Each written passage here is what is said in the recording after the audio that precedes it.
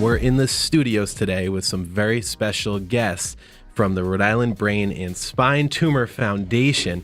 We've got on the line with us medical doctor Sam Path, as well as Caroline Caprio, who is a board member and brain tumor survivor. God bless you. Thank you. As well as Kim Bigonette. That's right. I told you I'll mess somebody's name up. Who is the executive director of the Rhode Island Brain and Spine Tumor Foundation. What a wonderful cause. We're happy to have you here in the studio with us today. And, this is your time to tell our listeners what your foundation is about, who you've helped, what is your guiding principles, and all that fun stuff.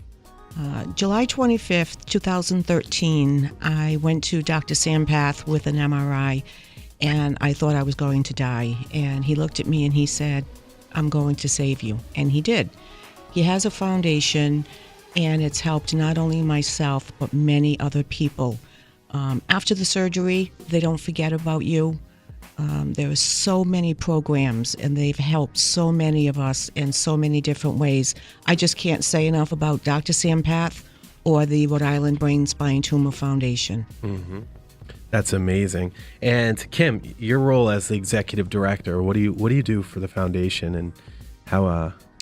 That's right, Emilio. So I'm promoting awareness and basically the foundation. The goal of the foundation is to increase brain and spine tumor awareness and to provide support to patients, families, and providers through education and research. So our purpose is exclusively charitable. And we offer, and I'm not sure if a lot of people know this, but we offer free support services group in Providence and around the area. We also serve southeastern Massachusetts as well. And we are trying to promote a Kent County support services group as well.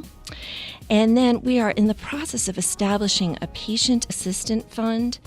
There are other 501(c)(3)s that provide monies to support cancer survivors, and that's what our goal is. We're in the process of producing a fund to help those who are undergoing treatment for brain and spine tumors. So that's in the process.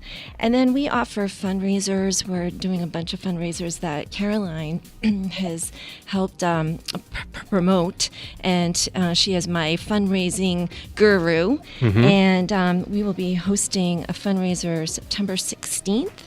At 1149 in East Greenwich. A wonderful place. And then we do an annual soiree. It will be our 7th annual soiree, and that will be at the University Club on October 19th. Another nice place on the east side over there. That's and right. They can check all of this out at www.ribstf.org, correct? Exactly. I'm going to say that one more time for our listeners. www.ribstf.org. And on the line with us, we have Dr. Sam Path, who actually saved Caroline's life, which is amazing. Doctor, welcome to the show. So I appreciate the opportunity to speak to you all. I function as the president of the Rhode Island Brain Spine Tumor Foundation. And in Caroline's case, she was a very lucky patient. She had a very large brain tumor, but it was one that was amenable to cure once it was removed. And she didn't need a great deal of further treatment. But not all patients are so lucky. In fact, the most common type of brain tumor is that patients undergo surgery. They do quite well from the surgery, but unfortunately the tumor can come back and will come back. And in that case, they certainly need to undergo radiation treatment and chemotherapy, and in some cases experimental treatment. So it can be a very difficult and long ordeal for patients. The purpose of the foundation is in many ways to deal with many of the needs of the patients that we often overlook as physicians and as caretakers. We obviously focus on the medical treatment and what medicines they may need and what medical needs they need, but the reality is, and Caroline can speak to this much more clearly, is a huge component, if not the majority of the component of cancer and tumors, and certainly when it comes to brain tumors, is the emotional and mental anguish it can cause, and not just for the patient, but for the whole family, and all the support structures around. And it's a tremendous burden. And the purpose of the foundation is to give support and guidance and a place where people can converse and deal with many of those issues that are often overlooked. With just the technical aspects of dealing with the medicine. And people like Caroline have been tremendously helpful in bringing that forward and expressing and discussing their ordeal, and even to the current day. So it's not just something that happens during the time of their treatment, it's ongoing. And I think Caroline can speak to this. It is, a life-changing event that can change your perspective on life and the people around you. And I think it's been a tremendous opportunity in Rhode Island to be involved in a foundation where we have such a close community of people. And it's kind of a cliche that everyone in Rhode Island is a few people removed from somebody. Mm-hmm. So I think that this particular organization focuses on the needs here in our community in Rhode Island, a close community, and trying to do and fulfill some of the objectives and the mission of the foundation. I should add, and before I close, we don't know why, but Rhode Island has an extraordinarily high incidence of brain tumors and cancer in general, which is the second highest incidence in the nation. And why that is still, not completely clear, but it obviously is a great effect in our community. Wow. See, I didn't know that, Doctor. Thank you for sharing that. And now this foundation, the Rhode Island Brain and Spine Tumor Foundation, is this something that you started, Doctor? Yeah, I was involved in as one of the founders. It was actually a group of us. Dr. Jeffrey Rhode, who's a neuroradiologist and one of the preeminent neuroradiologists in the country, actually is involved with brain tumors, and Dr. Edward Stoper, who's a neuropathologist, and is again one of the preeminent guys at Rhode Island Hospital who focuses on brain tumors, and a few others in the community. We realized there was a gap in providing for our patients, and that big gap was, we'd see the patients. I do an operation, or one of my colleagues would do an operation. Dr. Stoper would, would get the diagnosis. People like Dr. Rhode would be very involved in, reducing if the tumor removed, not removed, or further treatment.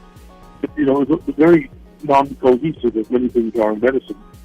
And the patient, obviously, is a patient, a whole person, and has many needs beyond just, being treated for surgery or radiation. And that's where a foundation can be very helpful. Mm-hmm. And, to try and bring a more holistic approach to patient care. And as I mentioned before, and this isn't just for brain tumors, but for any type of life-threatening illness. It really is the entirety of the experience and the holistic aspect of being sick and being out of control and not understanding what's happening to your body and what's in store for you. That can leave people quite desperate and very emotionally wanting. And I think the foundation, tries hard to give support to people, to give encouragement and to bring people together who've been through similar ordeals. And I also want to emphasize, these types of tumors often occur in the very early part of life. Even not early part, like the prime of life, in your 40s and your 50s. So patients often have, significant, others in terms of their loved ones, their families, their kids. So many people involved. So it's a very traumatic experience for all. So I think this is one of the main roles of the foundation to help with that. That's great. Dr. Sampath, if you were here right now, I'd love to shake your hand. I think what you're doing is absolutely wonderful. I'm sitting next to a miracle. Caroline is just, I can't even tell you how thankful she must be. I think it's amazing what you're all doing. Any quick final thoughts? We've got about 20 seconds. Those of us that are fighting this monster, we are a team of brothers and sisters, and we're fighting this together. And I think that I feel as though Dr. Sampath is leading us, and I have full confidence. That's great. That's great. So, hey, listeners, A final thought: we'd love the support of any foundation. We are obviously dependent on donations, support from others, and volunteer work, and Caroline can give you some more information, some of the fundraising events at some point, some of the volunteers we'd love to have on that for support groups and so forth.